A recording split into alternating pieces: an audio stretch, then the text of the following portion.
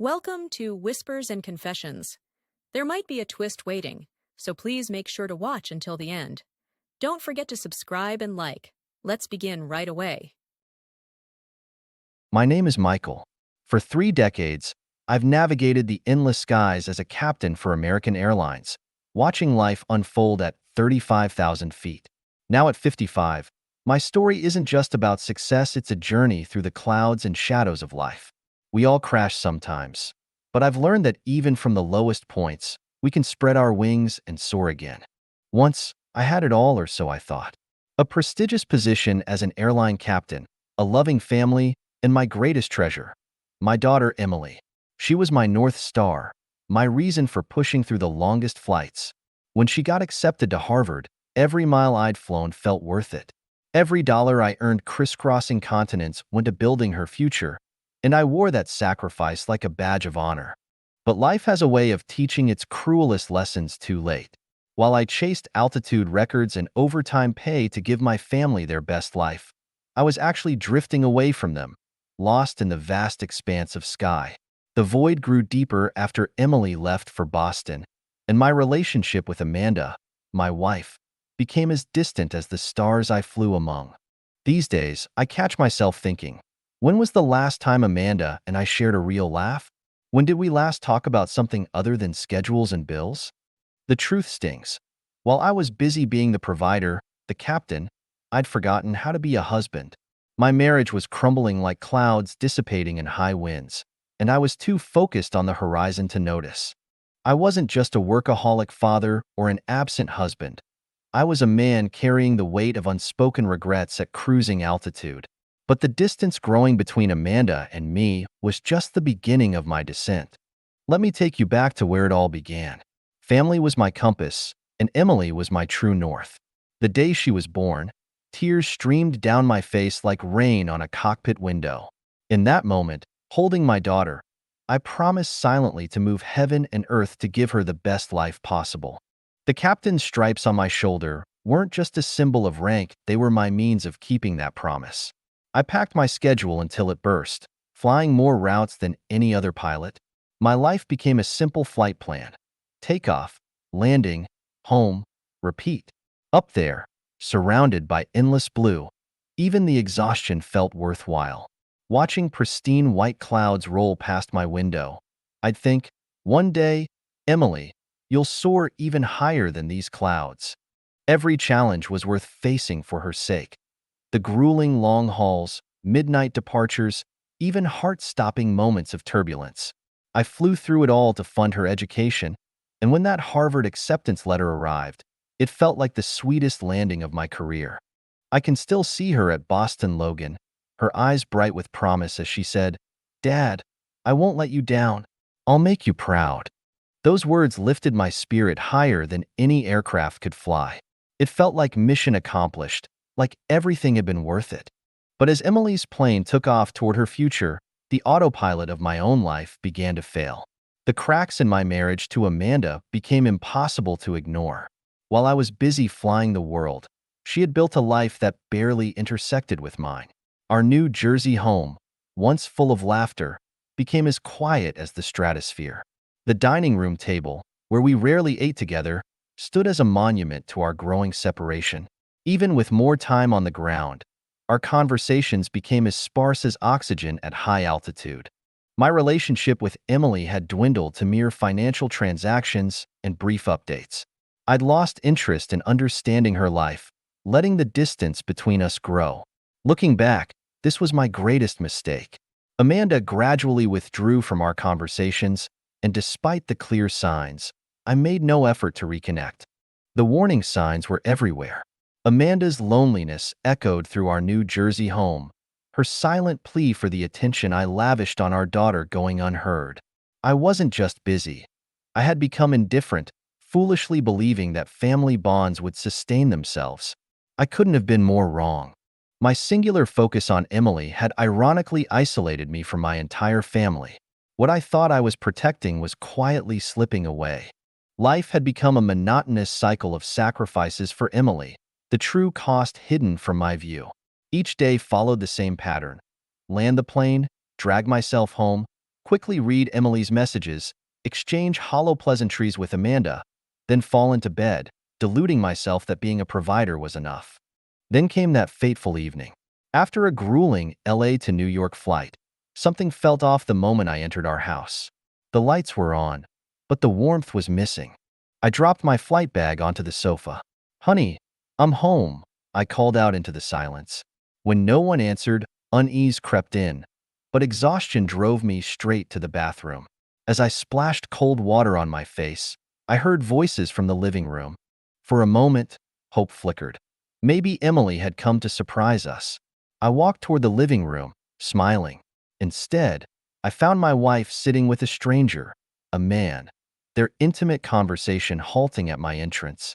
"What's going on here?" The words came out as a growl, heavy with confusion and rising anger. Amanda's face remained composed, almost businesslike. "You're home early," she said coolly. "This is James." The man James, with piercing blue eyes and quiet confidence, gave an awkward nod and murmured, "Hello." In that instant, my world began to shatter. What is this?" I stumbled over the words, my mind reeling. Amanda's response cut deep and clean. "Michael, I want a divorce. While you've been chasing clouds, have you any idea how lonely I've been in this empty house? James has shown me what life could be. It's over between us." Her words struck like lightning. Had all those years of sacrifice meant nothing? She saw only my absence, not my dedication. "Over?" I shouted, incredulous. "What about our life together? All these years?" Amanda's reply came sharp as frost. "Our life together?" Her laugh was bitter. "You mean all those years you spent away?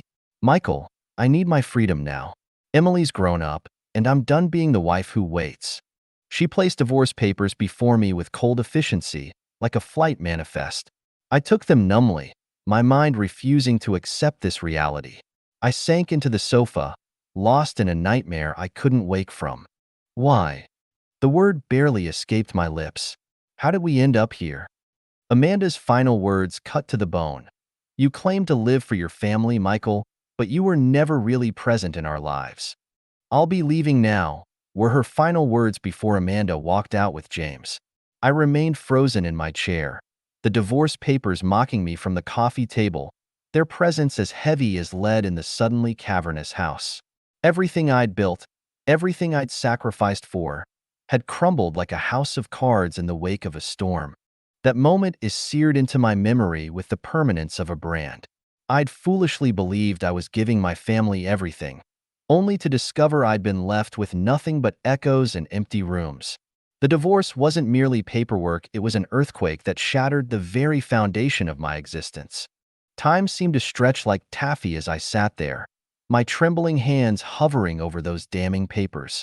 My mind, usually sharp from years of split-second decisions in the cockpit, had gone completely blank. The woman who'd shared my life for decades had vanished, leaving behind nothing but a void that threatened to swallow me whole. That night, the silence in the house was deafening. I'd never noticed before how much life our home had held: the gentle hum of Amanda's voice, the musical cascade of Emily's laughter. Now their absence felt like a physical weight. Sleep eluded me completely. Instead, I kept a lonely vigil on the living room sofa, haunted by memories that played like a cruel highlight reel of everything I'd lost. The next morning, I dragged myself to American Airlines like a man walking underwater. My routine remained the same, but I was operating on autopilot. During the pre-flight briefing, I nodded mechanically at my colleagues' questions, my mind 1,000 miles away. Even in flight, where I'd always found solace, my thoughts were a turbulent mix of regret and longing. The vast blue expanse outside my window, once my sanctuary, now felt as empty as my heart. With each flight, I caught myself wondering what would remain if I left this endless sky behind. Days bled into weeks, but the pain didn't diminish. The more time I spent alone, the deeper I sank into isolation, lacking even the courage to tell Emily about the divorce. I hid behind the flimsy excuse that she needed to focus on her Harvard studies. But the truth was far more painful. I couldn't bear the thought of being branded a failure as a father. How could I possibly tell my daughter? While I was chasing the horizon, I lost your mother. So I maintained the charade, sending money and hollow messages, reducing our relationship to nothing more than a series of transactions. Each day, I felt myself crumbling a little more. The empty house became my prison, every room a reminder of what I'd lost. The dining table, still set for three but used by none. The personal effects in Emily's room, Amanda's lingering presence in every corner, they all seemed to stand in silent judgment of my failures. The what-ifs tormented me endlessly. If I'd spent more time at home, if I'd engaged in real conversations with Amanda, if I'd been present for more of Emily's moments, would things have turned out differently? But regret is a useless currency, and I was bankrupt in more ways than one. At work, my performance began to slip, small errors accumulating like warning lights on a dashboard. I became a ghost of my former self, trapped in an endless loop of memories, regret, and bone-deep sadness. The world continued its relentless spin while I remained static, suspended in my own private purgatory. I was an island, cut off from Emily, my colleagues, and even my own sense of self. The irony wasn't lost on me as a pilot. I'd averted countless potential disasters, but I couldn't prevent my own life from spiraling into a nosedive. On the surface, I maintained a semblance of normalcy.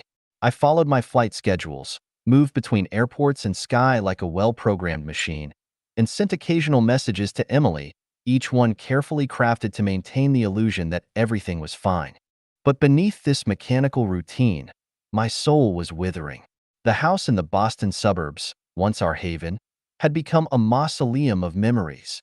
Every corner held traces of our former life together, each reminder cutting deeper than the last. The dining room, once filled with the warmth of family conversations and laughter, now stood in accusatory silence. Emily's room remained frozen in time, a shrine to happier days. I'd find myself standing in her doorway, staring at her empty desk and neatly made bed, wondering how I'd let everything slip away. The divorce remained my carefully guarded secret, ostensibly to protect Emily's studies, but in reality, to protect myself from facing the full extent of my failure. The guilt over disappointing Emily weighed heavily on my conscience. Each day, I constructed an elaborate facade of normalcy, but this charade only deepened my isolation. The burden of hiding the divorce from my daughter gnawed at me, while self-loathing consumed me for failing as the family's anchor. My conversations with Emily had become lifeless exchanges. "How's Harvard treating you? Need anything?" When Emily tried to call, I'd invent excuses about being overwhelmed with work. The truth was, I couldn't bear to speak with her. My voice would betray the wreckage of my life. Text messages became my shield, letting me maintain the illusion of stability through carefully chosen words. My performance at American Airlines began to deteriorate. The razor-sharp focus and attention to detail that had defined my career started slipping, and my usual energy in crew interactions faded to a shadow.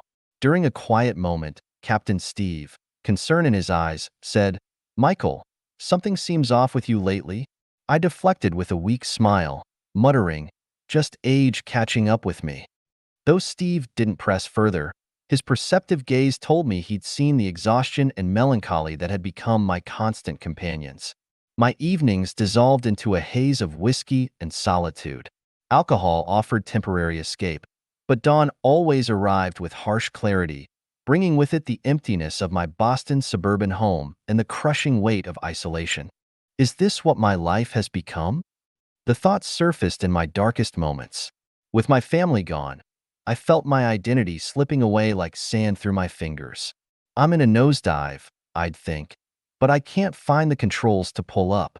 I knew I needed change but felt paralyzed, unable to chart a new course. Then fate intervened through a simple conversation with the crew. A flight attendant's casual suggestion cut through my fog. "Captain, traveling can be therapeutic these days. Solo or with company, it helps clear the mind. You might want to consider it." Though I dismissed it outwardly, the words took root.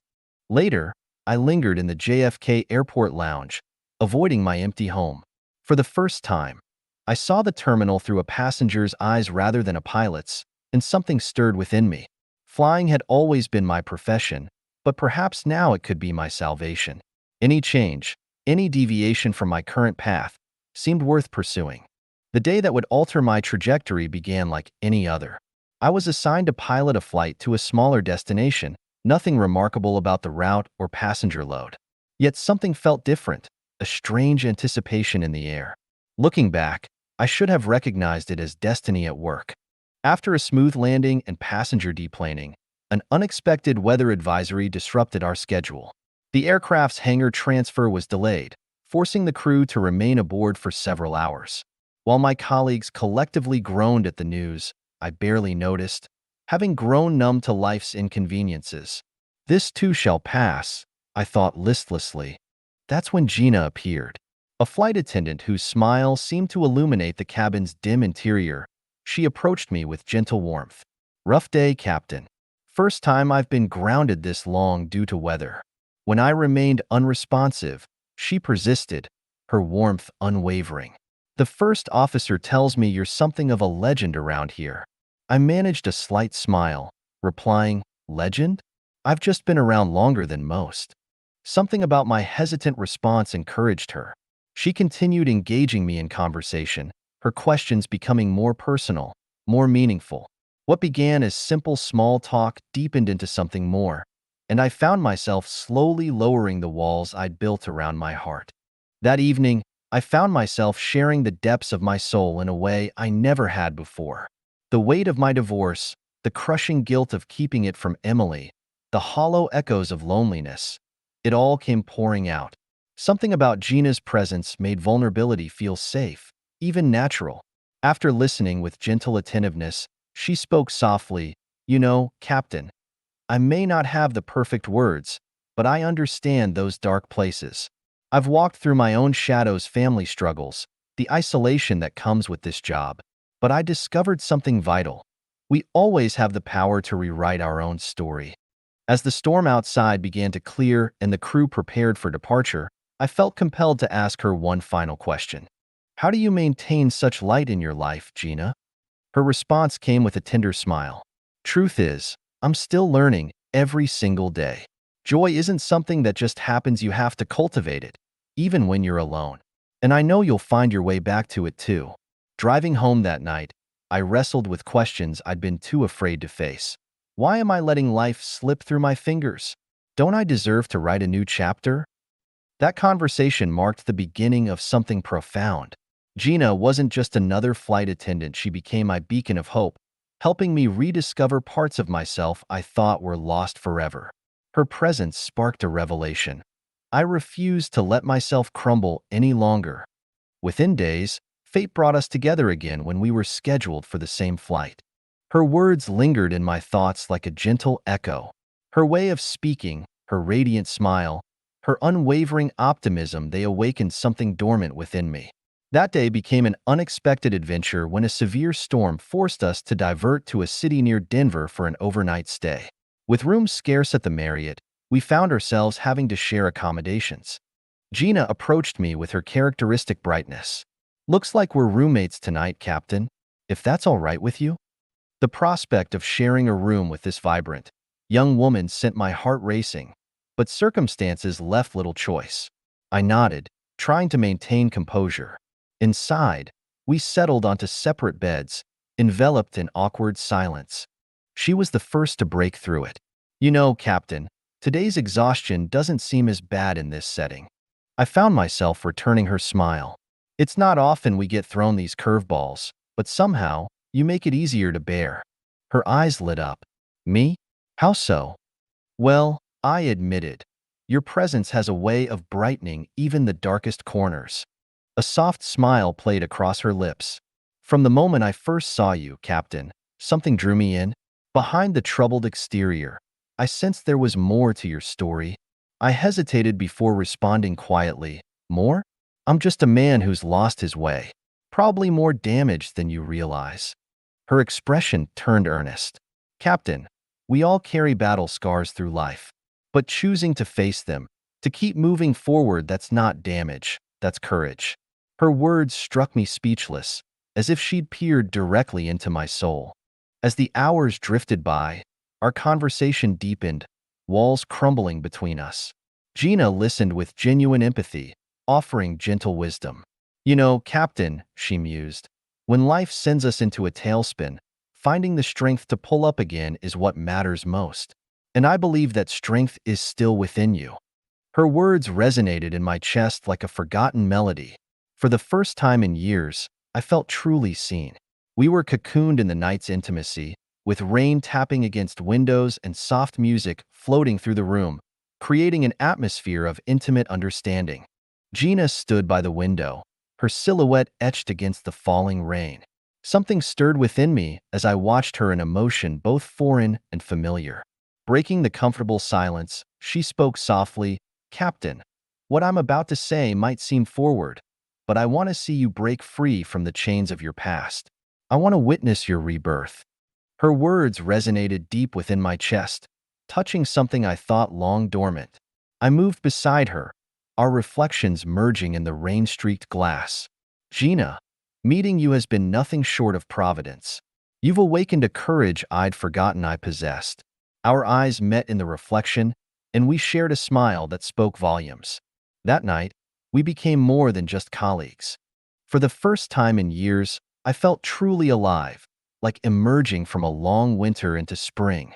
This wasn't mere happenstance, it was a pivotal moment that would reshape both our destinies. As the night deepened, so did our connection, leading us to realize we were meant to share more than just the same flight path. The transformation was profound. The shadows of my divorce, the gulf between my daughter and me, the self-imposed isolation all began to recede. Gina became my lighthouse in the storm. Flying became more than just a job. It became a symbol of my fresh start. Her luminous spirit lifted the weight from my shoulders, and most precious of all, she embraced me completely, flaws and all. What drew me to Gina wasn't just her youthful beauty, it was the depth of her soul, the warmth of her spirit, and the grace with which she moved through life. Her quiet confidence and sophisticated charm created an aura that was impossible to resist. Sometimes I'd catch myself thinking, how did I become fortunate enough to have such an extraordinary person in my life? Our relationship evolved beyond the confines of the cockpit and cabin. She became my co-pilot in life's journey. Each moment we shared felt precious, especially during our flights together. "Captain, look at how the clouds are painting the sky today. They're like whispers of cotton in the wind," she'd say, her eyes sparkling with childlike wonder. Her ability to find beauty in the everyday never ceased to amaze me. "Please call me Michael," I said one day. "Captain feels too formal now." Her response came with that characteristic playful smile I'd grown to love. "Michael it is then. And I'm just Gina, just two people sharing our dreams together." Our life together blossomed beyond our professional duties. Through Gina's encouragement, I rediscovered old passions I'd abandoned. We'd take weekend flights in small aircraft, rekindling my love for recreational flying. The past no longer haunted me. I'm spreading my wings again, I'd think. And beside me flies the most beautiful soul I've ever known. My relationship with Emily underwent its own healing process. When I finally found the courage to be honest about the divorce and my new beginning, her response left me speechless. "Dad, you deserve happiness too. You've given so much of yourself to me, now it's your turn to live." Her words brought tears to my eyes, and slowly, we rebuilt our relationship, creating a new kind of family harmony. Each flight now carried a deeper meaning. The moments spent with Gina among the clouds became my greatest joy. Her radiant smile, infectious energy, and graceful presence made every day brighter than the last. "Where shall we fly when we've conquered every sky?" I asked her one evening. She intertwined her fingers with mine, her touch warm and reassuring. "Anywhere, as long as we're together. The journey matters more than the destination." Together, we spread our wings, soaring through the vast expanse of possibility. My story stands as testament to love's power to heal and renew. The sky stretches endlessly above us, and life unfolds like an infinite horizon. Beneath that celestial canvas, I found my second chance at happiness. Gina and I wrote our story against the backdrop of azure skies and cotton cloud dreams. Each moment together became a celebration of life renewed, our journey continuing endlessly toward tomorrow. Together, we'll keep flying towards our future.